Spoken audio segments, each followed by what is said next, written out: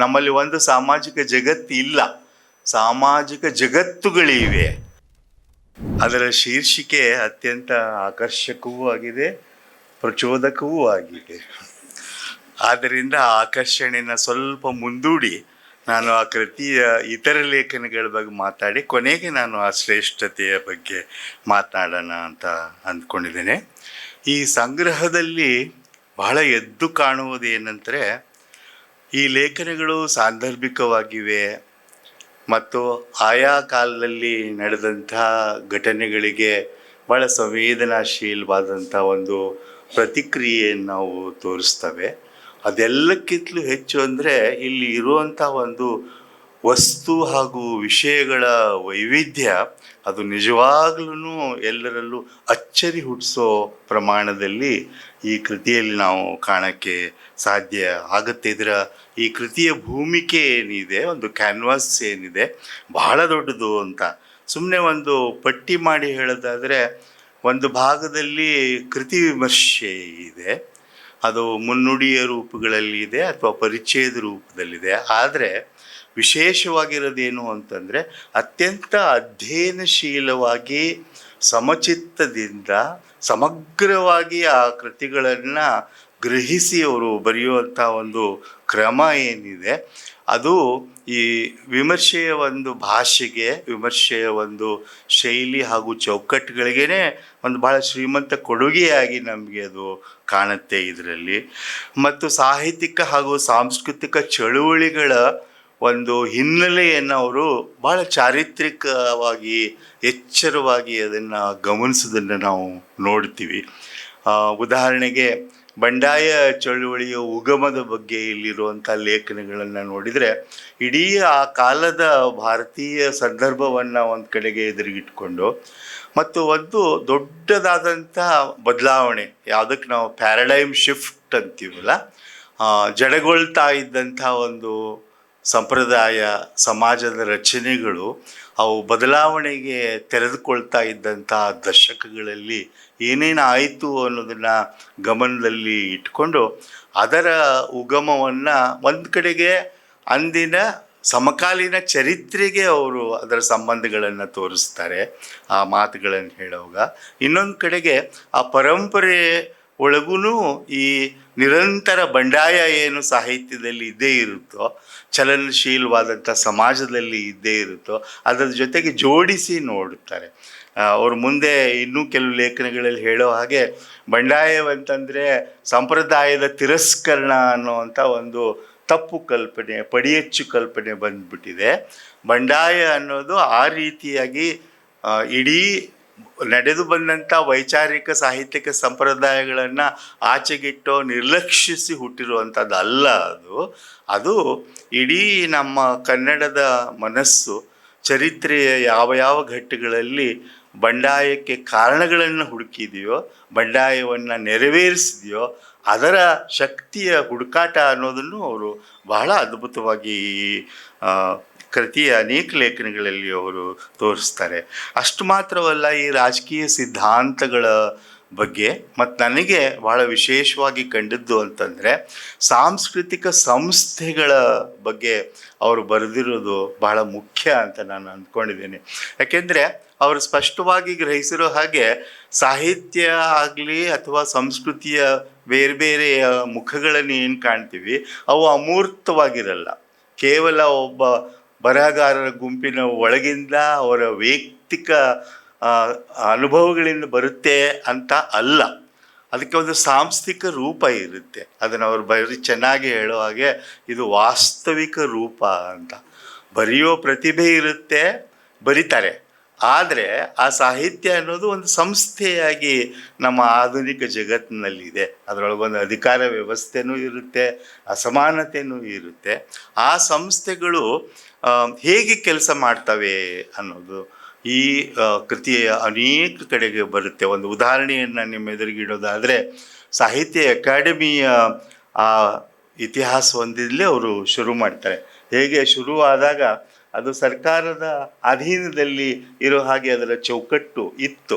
ಆದರೆ ಮುಂದೆ ದೇವರಾಜ ಅರಸರ ಕಾಲದಲ್ಲಿ ಆ ಒಂದು ನುಡಿಯನ್ನು ಅದರೊಳಗೆ ಏನು ಇಂಟ್ರಡ್ಯೂಸ್ ಮಾಡ್ತಾರಲ್ಲ, ಅದು ಹೇಗಿರಬೇಕು ಅಂತಂದರೆ ಅದು ತನ್ನ ಸ್ವಾಯತ್ತತೆಯನ್ನು ಹೊಂದಿರಬೇಕು ಅನ್ನುವಂಥದ್ದು ಭಾಳ ದೊಡ್ಡ ವಿಷಯ ಅದು. ಯಾಕೆಂದರೆ ಈ ಸಂಸ್ಥೆಗಳು ಸರ್ಕಾರದ ಬೆಂಬಲ ಪಡೆದಿರ್ಬೋದು, ಧನ ಸಹಾಯ ಪಡೆದಿರ್ಬೋದು, ಆದರೆ ಅವು ಸರ್ಕಾರಗಳ ಗುಲಾಮರಾಗಬಾರ್ದು, ಅಥವಾ ಸರ್ಕಾರದ ಒಂದು ನೌಕರಶಾಹಿ ಸಂಸ್ಥೆಗಳು ಆಗಬಾರದು ಅನ್ನೋದನ್ನು ಅವರು ಭಾಳ ಚೆನ್ನಾಗಿ ಅದರಲ್ಲಿ ನಮ್ಮ ಎದುರಿಗಿಡ್ತಾರೆ. ಅಷ್ಟು ಮಾತ್ರವಲ್ಲ, ಭಾರತದ ಮಟ್ಟದಲ್ಲೂ ಕೂಡ ಈ ಸಾಹಿತ್ಯ ಅಕಾಡೆಮಿ, ಸೆಂಟ್ರಲ್ ಅಥವಾ ಕೇಂದ್ರ ಸಾಹಿತ್ಯ ಅಕಾಡೆಮಿ ಅಂತೀವಲ್ಲ, ಆ ಸಂಸ್ಥೆ ಕೂಡ ಹೇಗೆ ಹುಟ್ಟು ಬಂತು, ಅದರೊಳಗೆ ಏನು ಬದಲಾವಣೆಗಳಾದವು. ಉದಾಹರಣೆಗೆ ಶುರುವಾತಿನಲ್ಲಿ ಪ್ರಧಾನಮಂತ್ರಿಗಳನ್ನೇ ಅದಕ್ಕೆ ಮುಖ್ಯಸ್ಥರನ್ನಾಗಿ ಮಾಡಿದ್ರು. ಆಮೇಲೆ ಅದಕ್ಕೆ ಸ್ವಾಯತ್ತತೆ ಅನ್ನೋದು ಬಂತು ಅನ್ನೋದನ್ನು ಯಾಕೆ ಇದು ಬಹಳ ಮುಖ್ಯ ಅನಿಸುತ್ತಂದರೆ, ಸಾಧ್ಯವಿದ್ದರೆ ನಾನು ಮುಂದೆ ಅದನ್ನು ಪ್ರಸ್ತಾಪ ಮಾಡ್ತೇನೆ. ನಮ್ಮ ಈ ಸಾಂಸ್ಕೃತಿಕ ಸಂಸ್ಥೆಗಳು ಮತ್ತು ಹಲವಾರು ಅಕಾಡೆಮಿಗಳು ಇತ್ತೀಚೆಗೆ ಏನಾಗ್ತಾ ಇವೆ ಅಂತಂದರೆ, ಸರ್ಕಾರದ ಇಲಾಖೆಗಳಾಗಿ ನಿಸ್ತೇಜಗೊಂಡಿವೆ, ಸ್ವಂತಿಕೆಯನ್ನು ಕಳ್ಕೊಳ್ತಾ ಇವೆ, ಅಥವಾ ಯಾವುದೋ ಒಂದು ಬೇಡದೇ ಇರುವಂಥ ಬದ್ಧತೆಯನ್ನು ನಾವು ತೋರಿಸ್ತಾ ಇರೋ ಸಂದರ್ಭದಲ್ಲಿ ಇದು ನಮಗೆ ಬಹಳ ಮುಖ್ಯವಾಗಿ ಕಾಣುತ್ತೆ. ಅದು ನನಗನ್ಸುತ್ತೆ ಸಾಂಸ್ಕೃತಿಕ ಆರೋಗ್ಯದ ಬಗ್ಗೆ ನಮ್ಗೆ ನಿಜವಾಗಲೂ ಗಂಭೀರ ಕಾಳಜಿ ಇದ್ದರೆ ನಾವು ಬರೀ ಕೃತಿನಿಷ್ಠೆಯಿಂದ ಇದನ್ನು ಮಾಡೋಕ್ಕಾಗಲ್ಲ, ಬರೀ ಓದಿನಿಂದ ಮಾಡೋಕ್ಕಾಗಲ್ಲ. ಈ ಸಂಸ್ಥೆಗಳು ಮೂರ್ತವಾಗಿವೆ, ಎದುರಿಗೆ ಕ್ರಿಯಾಶೀಲವಾಗಿರುವಾಗ ಅವು ಹೇಗೆ ನಮ್ಮ ಸಂಸ್ಕೃತಿಯ ಆರೋಗ್ಯಕ್ಕೆ ನೆರವಾಗಬಲ್ವು ಅಥವಾ ತೊಡಕಾಗಬಲ್ವು ಅನ್ನೋದು ಆ ವಿವೇಚನೆ ನಮಗೆ ಬೇಕಾಗತ್ತೆ. ಅಲ್ಲದೆ ಇದರಲ್ಲಿ ಕೆಲವು ನನಗೆ ಬಹಳ ವೈಯಕ್ತಿಕವಾಗಿ ಬಹಳ ಇಷ್ಟವಾಗಿರುವಂಥದ್ದಂದರೆ ಅವರ ಆತ್ಮಚರಿತ್ರೆಯ ಜೀವನದ ಕೆಲವು ನೆನಪುಗಳು ಬಹಳ ಮನಸ್ಸನ್ನು ಕದಕುವ ಹಾಗೆ ಇವೆ. ಅಲ್ಲಿ ನಾನು ಎಂದೂ ನೋಡದೇ ಇದ್ದಂಥ ರಾಜಲಕ್ಷ್ಮಿ ಅನ್ನೋಂಥ ಒಬ್ಬ ಮಹಾನ್ ಶ್ರೇಷ್ಠ ವ್ಯಕ್ತಿತ್ವ, ಅದರ ಕೆಲವು ಝಲಕ್ಗಳನ್ನು ನಾವಿಲ್ಲಿ ನೋಡ್ತೀವಿ. ಅಷ್ಟು ಮಾತ್ರವಲ್ಲ, ಅವರು ಪಟ್ಟಿರುವ ಪಾಡು ಕೂಡ, ನಾನು ಅವರನ್ನು ನೋಡ್ತಾನೆ ಬಂದಿದ್ದೇನೆ, ಯಾವಾಗಲೂ ಹಸನ್ಮುಖಿಯಾಗಿರೋದ್ರಿಂದ ಇಷ್ಟು ನೋವು ಪಟ್ಟಿದ್ದಾರೆ ಅಂತ ನನಗೆ ಗೊತ್ತೇ ಇರಲಿಲ್ಲ. ಒಂದು ಸಿನಿಮಾವನ್ನು ಮಾಡಿ ಹೆಂಡತಿ ಹೆಸರಿನಲ್ಲಿ ಸಾಲಗಳನ್ನು ತಗೊಂಡು, ಇನ್ಯಾವುದೋ ಕಾರಣಕ್ಕೆ, ಇದೇನು ಫತ್ವಾ ಏನು ಹೊಸದಲ್ಲ ಕರ್ನಾಟಕಕ್ಕೆ, ಎಲ್ಲರೂ ಮಾಡ್ತಾನೆ ಬಂದಿದ್ದಾರೆ ಫತ್ವಾಗಳನ್ನು. ಪತ್ರಗಳಿಗಿಂತಲೂ ಹೆಚ್ಚು ಫತ್ವಾಗಳನ್ನು ಬರೆಯೋದೇ ನಮ್ಮ ಸಂಸ್ಕೃತಿ ಆಗಿದೆ ಅಂತ. ಅವ್ರಿಗೂ ಕೂಡ ಪೊಲೀಸರ ಸಹಾಯವನ್ನು ಪಡೆಯುವಂಥ ಸ್ಥಿತಿ ತಂದಿರುವಂಥದ್ದು, ಮಕ್ಕಳಿಗೆ ಸೆಕ್ಯೂರಿಟಿ ಇದೆಯಾ ಅನ್ನುವಂಥದ್ದು, ಇದೆಲ್ಲವೂ ಈ ನಮ್ಮ ಕೃತಿಯಲ್ಲಿ ಇವೆ. ಮತ್ತು ಇನ್ನೂ ಭಾಳ ದೊಡ್ಡದು ಅಂತಂದರೆ, ನಾನು ಈ ವಸ್ತು ವೈವಿಧ್ಯಗಳ ಬಗ್ಗೆ ಹೇಳಿದೆ ನಿಮಗೆ, ಆದರೆ ಅವುಗಳಿಗೆ ಒಂದು ಒಟ್ಟಂದ ಇರುವಂಥದ್ದು ಏನು, ಬರೀ ಬಿಡಿಯಾಗಿ ಇವು ಬರೆದಿರುವಂಥದ್ದು ಅಲ್ಲ. ಅದಕ್ಕೆ ಒಟ್ಟಂದ ಯಾವುದರಿಂದ ಬರುತ್ತೆ ಅಂತಂದರೆ, ಅವರು ಒಂದು ಚೌಕಟ್ಟನ್ನು ತಮಗೆ ಹಾಕ್ಕೊಂಡಿದ್ದಾರೆ.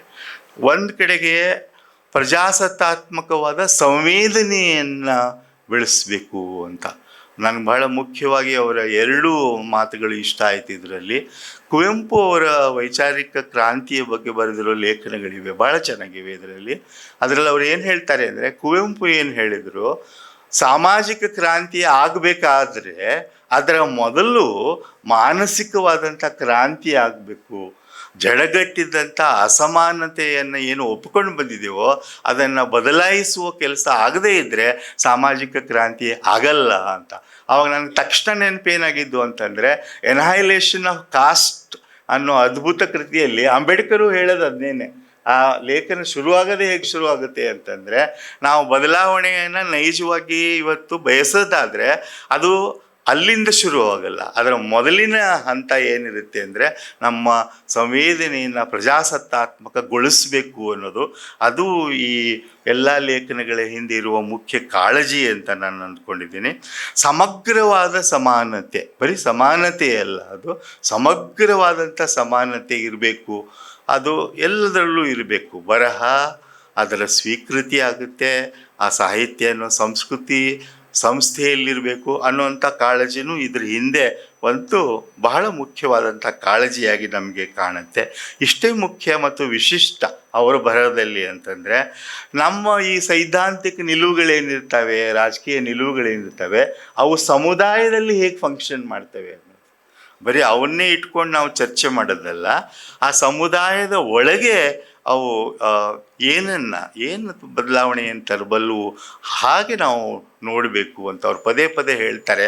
ಎಲ್ಲವೂ ಶುರುವಾಗೋದು ಬದುಕಿನಿಂದಲೇ ಅಲ್ವಾ, ಎಲ್ಲ ಶುರುವಾಗೋದು ಜೀವನದಿಂದಲೇ ಅಲ್ವಾ, ಅಲ್ಲಿ ನೋಡಬೇಕೇ ಹೊರತು ಆ ಸಿದ್ಧಾಂತವನ್ನೇ ನಾವು ಬೇರ್ಪಡಿಸಿ ನೋಡೋಕ್ಕೆ ಆಗಲ್ಲ ಅನ್ನೋದು ಇಲ್ಲಿ ಸ್ಪಷ್ಟವಾಗಿ ನಮಗೆ ಕಾಣುತ್ತೆ.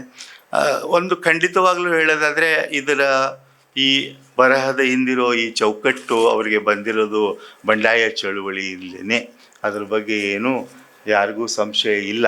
ಆದರೆ ಓದ್ತಾ ಹೋದಾಗ ನನಗೇನು ಅನಿಸ್ತು ಸರ್ ಅಂದರೆ, ಇದನ್ನು ಮೀರಿಯೂ ಕೂಡ ಯಾವುದನ್ನು ನಾವು ಒಂದು ಮಾನವ ಪರ ಹ್ಯೂಮನಿಸ್ಟ್ ಟ್ರೆಡಿಷನ್ ಅಂತ ಕರಿತೀವಲ್ಲ, ಆ ಒಂದು ಸಂಪ್ರದಾಯದ ಒಂದು ಅತ್ಯುತ್ತಮ ಅಭಿವ್ಯಕ್ತಿಯಾಗಿ ಅವರ ಸಂವೇದನೆ ಇದೆ ಅಂತ. ಅಂದರೆ ಹ್ಯೂಮನಿಸ್ಟ್ ಪರಂಪರೆ ಅಂದರೆ ಇತ್ತೀಚೆಗೆ ಯುರೋಪ್ನಲ್ಲಿ ಒಂದು ಬೈಗಳದ ಪದ ಆಗಿದೆ.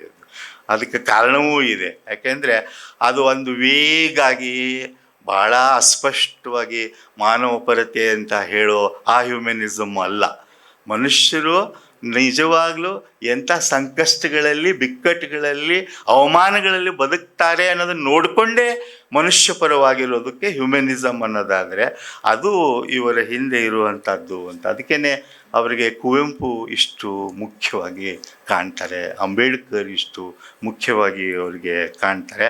ಇದನ್ನು ಬರೀ ಗ್ರಹಿಸಿದ್ದು ಮಾತ್ರ ಅಲ್ಲ, ಅದನ್ನು ಬಹಳ ಸೃಜನಶೀಲವಾಗಿ ಮುಂದೆ ತಗೊಂಡು ಹೋಗಿದ್ದಾರೆ.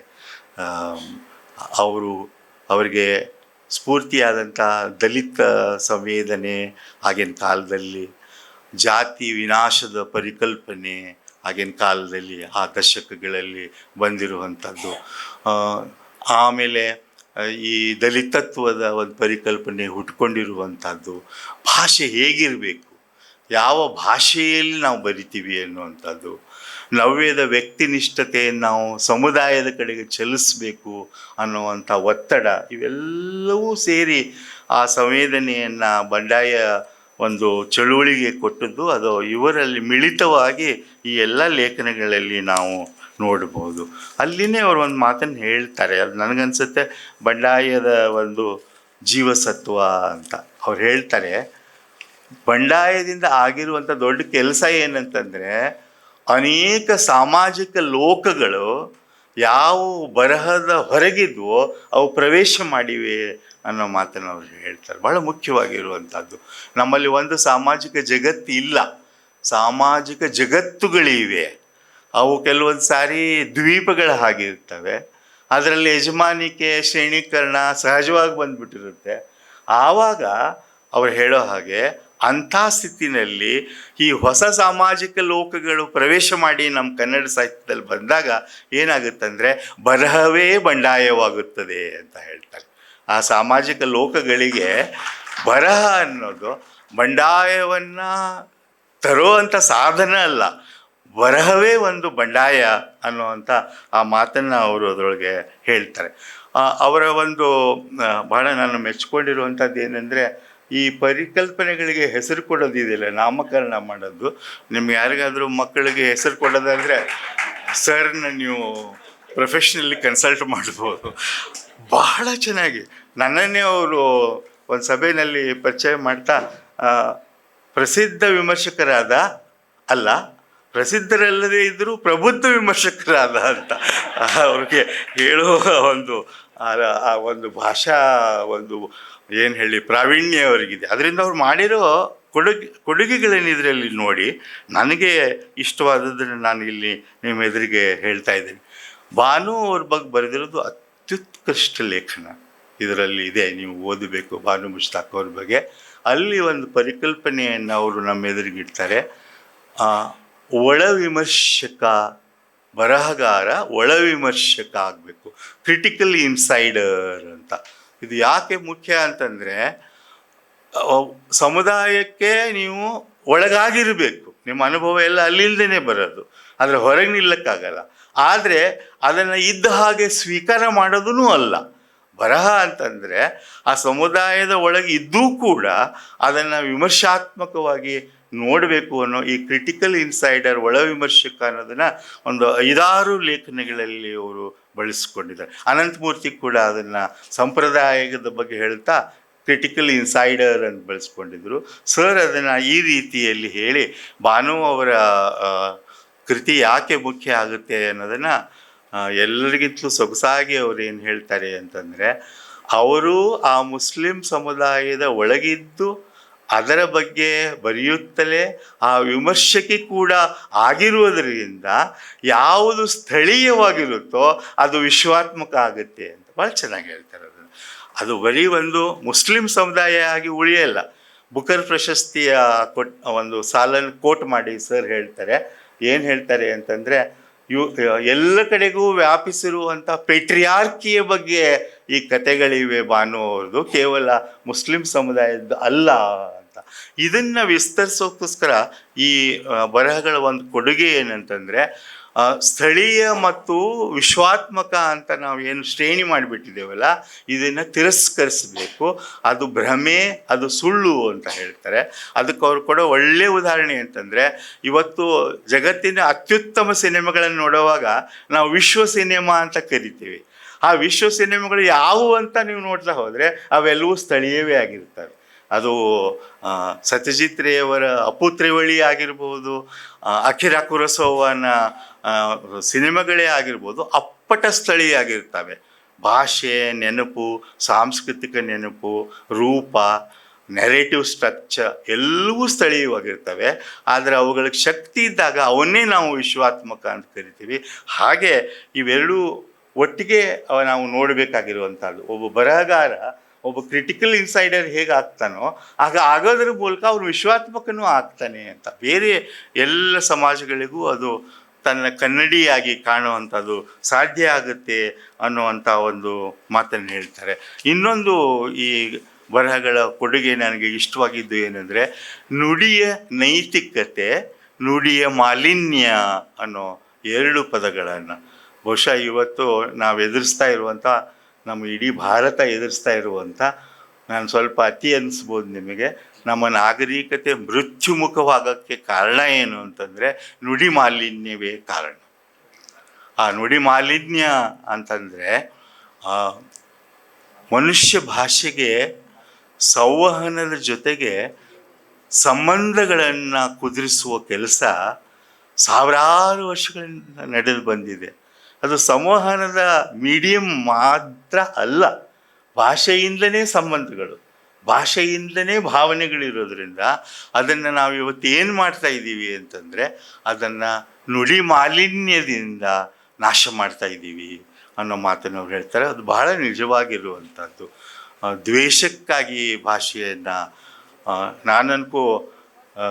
ನಾನು ವಾಟ್ಸಾಪನ್ನು ನೋಡ್ತೀನಿ. ಅದ್ರ ಬಗ್ಗೆ ಆ ಯೂನಿವರ್ಸಿಟಿಗೆ ನಾನು ಸೇರಿಲ್ಲ, ಒಂದು ದೂರ ಶಿಕ್ಷಣದ ವಿದ್ಯಾರ್ಥಿ ಅನ್ಕೋಬೋದು. ಅದನ್ನು ನೋಡಿದ ಮೇಲೆ ನನಗೆ ಸರ್ ಏನು ಅನಿಸ್ತಾ ಇದೆ ಅಂದರೆ, ನಮಗೆ ಭಾಷೆಯೇ ಇಲ್ಲೇ ಇದ್ದರೆ ಎಷ್ಟು ಚೆನ್ನಾಗಿರ್ತದೆ. ಏನದು ಮನುಷ್ಯ ದ್ವೇಷ, ಸ್ತ್ರೀ ದ್ವೇಷ, ಸ್ತ್ರೀಯರ ಮೇಲೆ 15 ನಿಮಿಷಕ್ಕೊಂದು ಸ್ತ್ರೀ ಮೇಲೆ ಅತ್ಯಾಚಾರ ಆಗುತ್ತಂತೆ. ನನಗನ್ಸೋದು 24/7 ನಮ್ಮ ಭಾಷೆ ಇವತ್ತು ಯಾವ ಕೀಳು ಮಟ್ಟಕ್ಕೆ ಹೋಗಿದೆ ಅಂದರೆ, ಅದು ನಿರಂತರ ಅತ್ಯಾಚಾರ. ಇಡೀ ಸ್ತ್ರೀ ಜಗತ್ತಿನ ಮೇಲೇ ನಿರಂತರ ಅತ್ಯಾಚಾರ ಆಗ್ತಾ ಇರೋದು ಇವತ್ತು ಭಾಷೆ ಮೂಲಕ. ಆ ಭಾಷೆ ಒಳಗಿರುವಂಥ ಅಸಹ್ಯಕರವಾದಂಥ ಕಲ್ಪನೆಗಳ ಮೂಲಕ ಅದು ಆಗ್ತಾಯಿದೆ. ಅದನ್ನು ಅವ್ರು ಗುರುತಿಸಿ ಹೇಳ್ತಾರೆ. ಇದನ್ನು ನಾವು ಇವತ್ತು ಹೋರಾಟ ಮಾಡಬೇಕಾಗಿದೆ. ಇದಕ್ಕೆ ಪರ್ಯಾಯವಾಗಿರೋದಂದರೆ ನುಡಿ ನೈತಿಕತೆ ಅಂತ. ನಾನು ಆಗಲೇ ಹೇಳಿದೆ ಸರ್, ಟೈಮ್ ಆದರೆ ನಿಲ್ಲಿಸಿ, ಇನ್ನೊಂದು ಸ್ವಲ್ಪ ಹೇಳೋದಿದೆ ನನಗೆ, ಭಾಳ ಹೇಳೋದಿದೆ, ನಿಲ್ಲಿಸ್ತೀನಿ. ಇವರು ಅಲ್ಲಿ ಇನ್ನೊಂದು ಮಾತನ್ನು ಭಾಳ ಚೆನ್ನಾಗಿ ನುಡಿ ನೈತಿಕತೆಯ ಬಗ್ಗೆ ಏನು ಹೇಳ್ತಾರೆ ಅಂದರೆ, ಅದನ್ನು ಅವರು ಕನ್ನಡ ಸಂಪ್ರದಾಯಕ್ಕೆ ಹೋಲಿಸಿ ಹೇಳ್ತಾರೆ. ಕವಿರಾಜ ಮಾರ್ಗದಿಂದ ಆರಂಭ ಮಾಡಿ ವಚನಕಾರರು ನುಡಿಯ ಬಗ್ಗೆ ಯಾಕೆ ಅಷ್ಟು ಕಾಳಜಿ ವಹಿಸಿದ್ರು. ನುಡಿಯೇ ದೈವ ಅನ್ನೋಷ್ಟರ ಮಟ್ಟಿಗೆ ಯಾಕೆ ಹೋಗಿದ್ರು ಅಂದರೆ ಆ ನುಡಿಯ ನೈತಿಕತೆಯ ಪ್ರಶ್ನೆ ಇತ್ತು ಅವ್ರಿಗೆ. ಯಾಕಂದರೆ ಅವರು ಇಂಥ ಸಂದರ್ಭದಲ್ಲಿನೇ ಹೋರಾಟ ಮಾಡ್ತಾಯಿದ್ರು ವಚನಕಾರರು. ತೀವ್ರ ಅಸಮಾನತೆ, ಅಸ್ಪೃಶ್ಯತೆ, ಕಾಯಕದ ಬಗ್ಗೆ ಇರುವಂಥ ನಿರ್ಲಕ್ಷ್ಯ ಮತ್ತು ಅವಮಾನಕರ ಧೋರಣೆಯ ವಿರುದ್ಧ ವಚನಕಾರರು ಹೋರಾಟ ಮಾಡ್ತಾ ಇದ್ದಾಗ ಅವ್ರಿಗೆ ನುಡಿ ಅನ್ನೋದು ಬಹಳ ಮುಖ್ಯ ಆಗಿತ್ತು. ಆ ನುಡಿ ಮಾಲಿನ್ಯ ತೆಗೆದು ನುಡಿಯ ನೈತಿಕತೆಯ ಕಡೆಗೆ ನಾವು ಹೋಗಬೇಕು ಅಂತ ಹೇಳ್ತಾರೆ. ಇನ್ನೆರಡು ಅವರ ಲೇಖನಗಳಲ್ಲಿರುವಂಥ ಪರಿಕಲ್ಪನೆಗಳು ಅಂತಂದರೆ, ಒಂದು ವಿಕೇಂದ್ರೀಕರಣ ಅಂತ. ಅದು ಕೇವಲ ರಾಜಕೀಯದ ವಿಕೇಂದ್ರೀಕರಣ ಅಲ್ಲ. ಈ ಲೇಖನಗಳಲ್ಲಿ ಕೊನೆಯ ಪಕ್ಷ 4 ಸ್ತರಗಳಲ್ಲಿ ಅದು ಕೆಲಸ ಮಾಡಿದೆ. ಅದು ಒಂದು ರಾಜಕೀಯವಾಗಿ ವಿಕೇಂದ್ರೀಕರಣ. ಅದು ಎಷ್ಟು ಮುಖ್ಯ ಅಂತ ಇವತ್ತು ನಮಗೆ ಅರ್ಥ ಆಗ್ತಾ ಇದೆ. ಅವರು ಕುವೆಂಪು ಅವ್ರನ್ನ ಕೋಟ್ ಮಾಡಿದ್ದು ನನಗೆ ಭಾಳ ಇಷ್ಟವಾಯಿತು. ಕುವೆಂಪು ಒಂದು ಕಡೆಗೆ ಹೇಳಿದ್ರಂತೆ, ನಮಗೆ ಯಾವ ಭಾರತ ಬೇಕು ಅಂತ ನೀವು ಕೇಳಿದರೆ it should be a United States of India ಅಂತ ಹೇಳ್ತಾರೆ ಅವರು. ವಿಕೇಂದ್ರೀಕರಣದ ಫೆಡರಲ್ ಸ್ಟ್ರಕ್ಚರ್ನ ಅವರ ಕಲ್ಪನೆ ಏನಿತ್ತು ಅಂತಂದರೆ ಇವುಗಳ ಸ್ವಾಯತ್ತತೆ ಇರಬೇಕು ಅಂತ. ಕುವೆಂಪು ಹೇಳಿದ್ದು, ನಾವು ಭಾರತೀಯರಾಗದೇ ಇದ್ದರೆ ಕನ್ನಡಿಗರಾಗಲ್ಲ, ಒಂದು ಹೌದು. ಬಟ್ ಇನ್ನೊಂದು ಕಡೆಗೆ ಏನಾಗಬೇಕು ಅಂತಂದರೆ ಆ ಕೇಂದ್ರೀಕರಣ ಅನ್ನೋದು ನಮ್ಮ ಭಾಷೆಯ ಶತ್ರು ಆಗಬಾರ್ದು, ನಮ್ಮ ಸ್ಥಳೀಯತೆಯ ಶತ್ರು ಆಗಬಾರ್ದು ಅಂತ. ಇದು ಇಡೀ ಲೇಖನಗಳಲ್ಲಿ ನಮಗೆ ಈ ವಿಕೇಂದ್ರೀಕರಣ ಅನ್ನೋದು ಬಹಳ ವಿಸ್ತಾರವಾಗಿ ಬರುತ್ತೆ. ರಾಜಕೀಯದೊಳಗಾಗಿ ವಿಕೇಂದ್ರೀಕರಣ ಬೇಕು, ಸಂಸ್ಥೆಗಳ ಒಳಗೆ ಬೇಕು, ಇತ್ಯಾದಿಗಳನ್ನು ಹೇಳ್ತಾರೆ. ಅವರ ವ್ಯಂಗ್ಯ ಭಾಳ ಖುಷಿ ಕೊಡುತ್ತೆ ನಮಗೆ. ಇದು ಅಕಾಡೆಮಿ, ಸಾಹಿತ್ಯ ಅಕಾಡೆಮಿಯ ಒಂದು ಹಂತದಲ್ಲಿ ಪಾಪ ಯಾರೋ ಅಂತ ಗೊತ್ತಿಲ್ಲ ನನಗೆ, ನಾನು ಹೇಳಲ್ಲ, ಏನು ಸ್ವಾಯತ್ತತೆ ಕೊಟ್ಟರು ಇನ್ನೊಂದು ಏನಾಗಬಹುದು ಅನ್ನೋದನ್ನು ಹೇಳ್ತಾರೆ ಅವರು. ಒಬ್ಬರು ಯಾರಿಗೋ ಅವ್ರಿಗೆ ಅಧ್ಯಕ್ಷರಿಗೆ 60 ವರ್ಷ ಆದ್ಕೊಳ್ಳಿ ಅವರು 60 ಬಹುಮಾನಗಳನ್ನು ಕೊಟ್ರಂತೆ ಅಂತ ಹೇಳ್ತಾರೆ. 60 ಪ್ರಶಸ್ತಿಗಳನ್ನು ಕೊಟ್ರಂತೆ. ಅಂದರೆ ಅವರ ಕಾಳಜಿ ಏನು, ಸ್ವಾಯತ್ತತೆ ಇಲ್ಲದೆ ಸಂಸ್ಕೃತಿ ಇಲ್ಲ, ಸ್ವಾಯತ್ತತೆ ಇಲ್ಲದೆ ಸಾಹಿತ್ಯ ಇಲ್ಲ, ಆದರೆ ಸ್ವಾಯತ್ತತೆಯ ಆರೋಗ್ಯ ನಮ್ಮ ಕೈಯಲ್ಲಿದೆ ಅಂತ.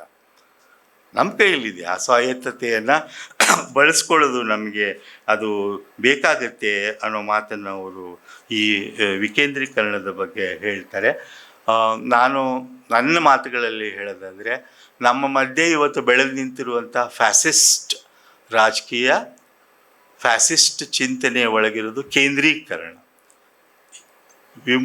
ಬಹುಮುಖತ್ವವನ್ನು, ಬಹುಮುಖಿಯಾಗಿರೋದನ್ನು ಕತ್ತು ಹಿಸುಕು ಬಿಟ್ಟು ಕೇಂದ್ರೀಕೃತಗೊಳಿಸೋದೇ ಇವತ್ತಿನ ಏನು ಹೇಳಬೇಕು ನಾವು ಅದಕ್ಕೆ, ಪಾಪಕ್ರಿಯೆ ನಮ್ಮ ಎದುರಿಗೆ ನಡೀತಾ ಇರುವಾಗ ಈ ವಿಕೇಂದ್ರೀಕರಣವನ್ನು ಬರ್ಗೂರವರು ಯಾಕೆ ಇಷ್ಟು ಸಾರಿ ಇದರೊಳಗೆ ಪ್ರಸ್ತಾಪ ಮಾಡ್ತಾರೆ ಅನ್ನುವಂಥದ್ದನ್ನು ಕೆಲವು ಭಾಗಗಳನ್ನು ಬಿಟ್ಟು ಕೊನೆ ಇನ್ನೆರಡು ಕೆಲವು ವಿಷಯಗಳನ್ನು ನನಗೆ ಇಲ್ಲಿ ಹೇಳಬೇಕು ಅಂತ ಅನಿಸ್ತಾ ಇದೆ. ಅವರು ಈ ವಿಕೇಂದ್ರೀಕರಣದ ಮಾತಾಡ್ತಾ ಇರುವಾಗ ಮತ್ತು ಈಗ ನಾನು ಆ ಶೀರ್ಷಿಕೆಗೆ ಬರ್ತೀನಿ, ಈ ಶ್ರೇಷ್ಠತೆಯ ಸೊಕ್ಕು ಅನ್ನೋದನ್ನು ಅವರು ಹೇಳುವಾಗ ಒಂದು ಬಹಳ ಮುಖ್ಯ ಕೆಲಸ ಇಲ್ಲಿ ಏನು ಮಾಡಿದ್ದಾರೆ ಅಂತಂದರೆ, ಸಿನಿಮಾಗಳಲ್ಲಿ, ನಮ್ಮ ಕನ್ನಡ ಸಿನಿಮಾಗಳಲ್ಲಿ ಮುಖ್ಯವಾಹಿನಿಯನ್ನು ಜನಪ್ರಿಯ ವಿದಿನ್ ಕೋಟ್ಸ್, ಜನಪ್ರಿಯ ಅಂದರೆ ಪ್ರಯೋಜನ ಇಲ್ಲದ್ದು ಅನ್ನೋವಂಥ ಒಂದು ಕ್ಯಾಟಗರಿ ಮಾಡೋದು, ಶ್ರೇಷ್ಠ ಕಲಾತ್ಮಕ ಚಿತ್ರಗಳು ಅಂತ ಇನ್ನೊಂದು ಮಾಡೋದು ಏನಿದೆಯಲ್ಲ, ಇದು ಶ್ರೇಷ್ಠತೆಯ ಸೊಕ್ಕು ಅಂತ ಅವ್ರು ಹೇಳಿದ್ದಾರೆ. ಅದು ಸರಿ, ನನಗನ್ಸುತ್ತೆ ಅದು ಎಲ್ಲಿಂದ ಬಂತು ಅಂತಂದರೆ, ನೀವು ಆಗಿನ ಕಾಲದ ಇಂಗ್ಲಿಷ್ ನವ್ಯ ಏನಿತ್ತು ಅದರ ಹಿಂದೆ, ನಾವು ಅದನ್ನು ತರಗತಿಗಳಲ್ಲಿ ಒಮ್ಮೊಮ್ಮೆ ಪಾಠ ಮಾಡಲ್ಲ, ಅದ್ರ ಹಿಂದೆ ಇದ್ದಂಥ ಒಂದು ಈಗ ಒಪ್ಪಲಾರದೇ ಇರುವಂಥ ಯೋಚನೆ ಏನಿತ್ತಂದರೆ ಇದೆ, ಯಾವುದು ಜನಪ್ರಿಯವೋ ಅದು ಕೊಳಕು ಅಂತ. ಕಾದಂಬರಿ ಇಂಗ್ಲೀಷ್ನಲ್ಲಿ ಹುಟ್ಟಿದ ಆರಂಭದಿಂದಲೇ ಜನಪ್ರಿಯ ಕಾದಂಬರಿ ಅನ್ನೋದ್ರ ಬಗ್ಗೆ ಬಹಳ ಒಂದು ಏನು ಹೇಳಬೇಕು, ಅದ್ರ ಬಗ್ಗೆ ಕೀಳು ಇದನ್ನು F.R. ಲೀವಿಸ್ ಅಂತವ್ರು ಎಲ್ಲರೂ ಅದರಲ್ಲಿ ಹುಟ್ಟಿಸ್ಕೊಂಬಂದರು. ಅದರ ಪರಿಣಾಮ ಏನಾಯ್ತಂದರೆ, ಇಂಗ್ಲೆಂಡ್ ದೇಶದ ಬಾಲ ಕಾರ್ಮಿಕರಿಗೆ ಬೇಕಾದಂಥ, ಹೆಂಗಸರು ದುಡಿತಾ ಇದ್ದಂಥ ದುಡಿಮೆಯ ಅವಧಿಯನ್ನು ಕಡಿಮೆ ಮಾಡುವಂಥ ಕಾಯ್ದೆಗಳು ಬರೋದಕ್ಕೆ ಕಾರಣನಾದಂಥ ಅವನು ಯಾರು ಅಂದರೆ ಜನಪ್ರಿಯ ಕಾದಂಬರಿಕಾರನಾದಂಥ ಚಾರ್ಲ್ಸ್ ಡಿಕನ್ಸ್. ಆದರೆ F.R. ಲೀವಿಸ್ ತಮ್ಮ ಗ್ರೇಟ್ ಟ್ರೆಡಿಷನ್ ಅನ್ನೋ ಶ್ರೇಷ್ಠತೆಯ ಸೊಕ್ಕಿನ ಅದಕ್ಕಿಂತ ದೊಡ್ಡ ಉದಾಹರಣೆ ಇಲ್ಲ ಸರ್. ಆ ಲೀವಿಸ್ನ ಒಳ್ಳೆ ಪುಸ್ತಕ, ಅದ್ಭುತ ಮನಸ್ಸು, ಆದರೆ ಶ್ರೇಷ್ಠತೆಯ ಸೊಕ್ಕು ಅಲ್ಲಿ ಇರೋದ್ರಿಂದ ಏನಾಗುತ್ತೆ, ಇಡೀ ಅವರ ಶ್ರೇಷ್ಠ ಕಾದಂಬರಿಕಾರರ ಪಟ್ಟಿಯಲ್ಲಿ ಒಬ್ಬರು ಸ್ತ್ರೀವಾದಿ ವಿಮರ್ಶಕಿ ಕರೆಕ್ಟಾಗಿ ಹೇಳುವಾಗೆ ಇದರಲ್ಲಿ 1.5 ಹೆಣ್ಮಕ್ಳು ಮಾತ್ರ ಇದ್ದಾರೆ ಅಂತ, 1.5 ಹೆಣ್ಮಕ್ಳು ಮಾತ್ರ ಆ ಪಟ್ಟಿನಲ್ಲಿ ಇದ್ದಾರೆ ಅಂತ. ಮತ್ತು ಅದ್ರ ಹಿಂದೆ ಇರೋದು ಸಮಾಜದಲ್ಲಿ ಅವ್ರು ಹೇಳುತ್ತಾರೆ. ಹೆಚ್ಚು ಕಡಿಮೆ ನನಗೆ ಆ ಸಂದರ್ಭ ಯಾಕೆ ನೆನಪಾಯಿತು ಅಂದರೆ, ಸಾಹಿತ್ಯದ ರೀಚ್, ಅದರ ಒಂದು ಚಾಚು ವಿಸ್ತಾರಗೊಂಡಾಗ ಅಲ್ಲಿರುವಂಥ ಎಸ್ಟ್ಯಾಬ್ಲಿಷ್ಮೆಂಟ್ ಯಜಮಾನರು ಏನಿರ್ತಾರೆ ಅವರಿಗೆ ಅಭದ್ರತೆ ಶುರು ಆಗಿಬಿಡುತ್ತೆ. ಇವರೆಲ್ಲ ಬರಿತಾ ಇದ್ದಾರೆ, ಇವರೆಲ್ಲರಿಗೂ ಹೋಗ್ತಾ ಇದೆ ಅನ್ನೋ ಅಂಥದ್ದು. ಅದು ಆದಾಗ ಈ ಶ್ರೇಷ್ಠತೆಯ ಸೊಕ್ಕು ಕೆಲಸ ಮಾಡೋಕ್ಕೆ ಶುರು ಮಾಡುತ್ತೆ. ಆ ಯಜಮಾನಿಕೆ ಇದು ನಿಲ್ಸೋಕ್ಕಾಗಲ್ಲ, ಯಾಕಂದರೆ ಪ್ರಿಂಟ್ ಟೆಕ್ನಾಲಜಿ ಬಂದಿದೆ, ದೊಡ್ಡ ಓದುಗ ವರ್ಗ ಬಂದಿದೆ, ಲಿಟ್ರಸಿಯಿಂದಾಗಿ ವಾಚಕ ವರ್ಗ ಇಷ್ಟು ದೊಡ್ಡದಾಗಿದೆ. ಅವ್ರು ಹೋಗ್ಕೊಳ್ತಾರೆ, ಓದ್ತಾರೆ. ಹೇಗೆ ನಿಲ್ಲಿಸ್ತೀರಾ ನೀವು? ನಿಲ್ಲಿಸೋದಕ್ಕೆ ಮಾಧ್ಯಮ ಏನಂದರೆ ಶ್ರೇಷ್ಠತೆಯ ಪರಿಕಲ್ಪನೆ ಅಂತಂದು ಇದನ್ನು ಮಾತ್ರ ಓದಿ, ಇದು ಮಾತ್ರ ಸಾಹಿತ್ಯ, ಉಳಿದದ್ದೆಲ್ಲ ಅಲ್ಲ ಅನ್ನುವಾಗ ಅದು ಬದಲಾವಣೆ ಆಗಬೇಕಾದ್ರೆ ಇಂಗ್ಲೆಂಡ್ನಲ್ಲಿನೇ ನಾವು ಕಲ್ಚರಲ್ ಸ್ಟಡೀಸ್ ಬರೋವರೆಗೂ 1960 ನಂತರ ಅದು ಸಾಧ್ಯ ಆಯಿತು. ಅದನ್ನು ನೀವು ಬಹಳ ಚೆನ್ನಾಗಿ ಇದರಲ್ಲಿ ಗುರುತಿಸಿದ್ದೀರಾ. ಶ್ರೇಷ್ಠತೆ ಅನ್ನೋದಾದರೆ ಹಾಗಿದ್ರೆ ಇದು ಕೂಡ ನಮಗೆ ಈ ಮುಖ್ಯ ಆಗುತ್ತೆ. ಅದಕ್ಕೆ ಅವರು ರಾಜ್ಕುಮಾರ್ ಅವ್ರ ಬಗ್ಗೆ ಬರೀತಾರೆ, ಪುನೀತ್ ಅವ್ರ ಬಗ್ಗೆ ಬರೀತಾರೆ. ಭಾಳ ಚೆನ್ನಾಗಿ ನಮ್ಮ ಕಾಲು ಶತಮಾನಗಳವರೆಗೆ ಇದ್ದಂಥ ಭಕ್ತಿ ಸಿನಿಮಾಗಳ ಬಗ್ಗೆನೂ ಅವರು ಪ್ರಸ್ತಾಪ ಮಾಡ್ತಾರೆ. ಸಿನಿಮಾಗಳಲ್ಲೂ ಕೂಡ ಇದು ಆಗಿದೆ ಅಂತ ಭಾಳ ಸುಂದರವಾದ ಮಾತು. ಅವ್ರು ಏನು ಹೇಳ್ತಾರೆ, ಸುಂದರ ಅಲ್ಲ, ಕಟುವಾದ ಮಾತನ್ನು ಏನು ಹೇಳ್ತಾರೆ ಅಂದರೆ, ಹೊಸ ಅಲೆಯ ಕಲಾತ್ಮಕ ಚಿತ್ರಗಳು ಬಂದಾಗ ಕೇವಲ ರೂಪ, ಸ್ಟ್ರಕ್ಚರು, ಅದರ ಸಿನಿಮಾ ಭಾಷೆಯ ಬಗ್ಗೆ ಏನೋ ಹೊಸದು ಅನ್ನೋ ಹೇಳಿ ಅದಿದ್ದರೆ ಮಾತ್ರ ಶ್ರೇಷ್ಠ ಸಿನಿಮಾನ ಕೇಳಕ್ಕೆ ಶುರು ಮಾಡಿದರು. ಆದರೆ ಸೂಕ್ಷ್ಮವಾಗಿ ನೋಡಿದರೆ ಅದರಲ್ಲಿ ಅಂತರ್ಗತವಾಗಿದ್ದು ನವ್ಯ ಸಂವೇದನೆಯ ಹೊರತು ಬೇರೆ ಏನೂ ಅಲ್ಲ ಅನ್ನೋ ಮಾತನ್ನು ಅವ್ರು ಹೇಳ್ತಾರೆ. ಅಲ್ಲಿ ಆಗಿರೋದು ಜನಪ್ರಿಯ ಸಾಹಿತ್ಯ. ಅವ್ರದ್ದೇ ಮಾತಲ್ಲಿ ಹೇಳೋದಾದರೆ, ಜನಪ್ರಿಯ ಸಾಹಿತ್ಯ ಅನ್ನೋದು ನಾವೆಲ್ಲ ಅಂದ್ಕೊಂಡ ಹಾಗೆ ಅಗ್ಗದ ಸಾಹಿತ್ಯ ಅಲ್ಲ. ಅದರೊಳಗೆ ಸಮುದಾಯದ ಮುಖಗಳನ್ನು ನಾವು ಕಾಣೋಕ್ಕೆ ಸಾಧ್ಯ ಇದೆ. ಅದು ಪ್ರಗತಿಶೀಲದಲ್ಲೂ ಸಾಧ್ಯವಾಗಿತ್ತು ಅನ್ನೋ ಮಾತನ್ನು ಅವರು ಹೇಳ್ತಾರೆ. ಕೊನೆಯದಾಗಿ ಆ ಶ್ರೇಷ್ಠತೆಯ ಬಗ್ಗೆ ಬಹಳ ನನಗೆ ಇಷ್ಟ ಆಗೋದವರು ಸಮಚಿತ್ತವಾಗಿ ಇಲ್ಲಿ ಧ್ವನಿ ಏರಿಸಿ ಹುಬ್ಬೇರಿಸಿ ಮಾತಾಡುವಂಥದ್ದು ಇಲ್ಲ. ಏನು ಹೇಳಬೇಕು ಅದನ್ನು ಸಮಾಧಾನದಿಂದ, ಅಧ್ಯಯನಶೀಲತೆಯಿಂದ ಉದ್ದಕ್ಕೂ ಹೇಳ್ಕೊಳ್ತಾ ಹೋಗ್ತಾರೆ. ಶ್ರೇಷ್ಠತೆಯ ಬಗ್ಗೆ ಅವ್ರು ಏನು ಹೇಳ್ತಾರೆ ಅಂದರೆ, ಹಾಗಿದ್ದರೆ ಶ್ರೇಷ್ಠತೆಯ ಪರಿಕಲ್ಪನೆಯನ್ನು ಬಿಟ್ಟು ಕೊಡಬೇಕೆ, ಶ್ರೇಷ್ಠತೆಯನ್ನೇ ನಾವು ತಿರಸ್ಕರಿಸಬೇಕೆ? ಅದು ಯಜಮಾನಿಕೆ ಮಾಡುತ್ತೆ, ನಮ್ಮನ್ನು ಮೊಟಕುಗೊಳಿಸುತ್ತೆ. ಅವರು ಬಹಳ ಪವರ್ಫುಲ್ ವರ್ಡನ್ನು ಬಳಸಿದ್ದಾರೆ, ಪ್ರತಿಭಾ ಭ್ರೂಣ ಹತ್ಯೆ ಅಂತ. ಈ ಶ್ರೇಷ್ಠತೆಯ ಕಲ್ಪನೆ ಇಟ್ಕೊಂಡು ವಿಮರ್ಶೆ ಅಧಿಕಾರ ಚಲಾಯಿಸೋಕ್ಕೆ ಶುರು ಆದರೆ ಆಗೋ ಮೊದಲನೇ ಕೆಲಸ ಏನಂದರೆ ಪ್ರತಿಭಾ ಭ್ರೂಣ ಹತ್ಯೆ ಆಗುತ್ತೆ ಅನ್ನೋವರೆಗೂ ಅವರು ಹೇಳ್ತಾರೆ. ಆಮೇಲೆ ಏನು ಹೇಳ್ತಾರೆ, ಹಾಗಿದ್ದರೆ ನಾವು ಶ್ರೇಷ್ಠತೆ ಅನ್ನೋದ್ರ ಕಲ್ಪನೆಯೇ ಬಿಟ್ಕೊಡ್ಬೇಕಾ? ಅವರ ಉತ್ತರ ಭಾಳ ಚೆನ್ನಾಗಿದೆ. ಶ್ರೇಷ್ಠತೆ ಅನ್ನುವುದು ಇದು ಯಾವುದೂ ಅಲ್ಲ. ಶ್ರೇಷ್ಠತೆ ಎನ್ನುವುದು ಒಂದು ಹುಡುಕಾಟ, ಶ್ರೇಷ್ಠತೆ ಅನ್ನುವುದು ಒಂದು ಶೋಧ, ಶ್ರೇಷ್ಠತೆ ಎನ್ನುವುದು ನಿರಂತರ ಬದಲಾವಣೆ ಆಗುವುದು. ಒಂದು ಕಾಲದ ಒಂದು ಯುಗದ ಶ್ರೇಷ್ಠತೆ ಇನ್ನೊಂದು ಯುಗಕ್ಕೆ ಅನ್ವಯಿಸಲಾಗುವುದಿಲ್ಲ ಅನ್ನೋ ಮಾತನ್ನು ಹೇಳ್ತಾರೆ. ಇನ್ನೂ ಭಾಳ ಹೇಳೋದಿದೆ, ಆದರೆ ಆಮೇಲೆ ಅವರು ನನ್ನನ್ನು ಕತ್ತು ಹಿಡಿದು ಹೊರಗೆ ಹಾಕುವ ಬದಲು ಇಷ್ಟು ಮಾತುಗಳನ್ನು ಹೇಳೋಕ್ಕೆ ಅವಕಾಶ ಕೊಟ್ಟೋದಕ್ಕೆ ಧನ್ಯವಾದಗಳು.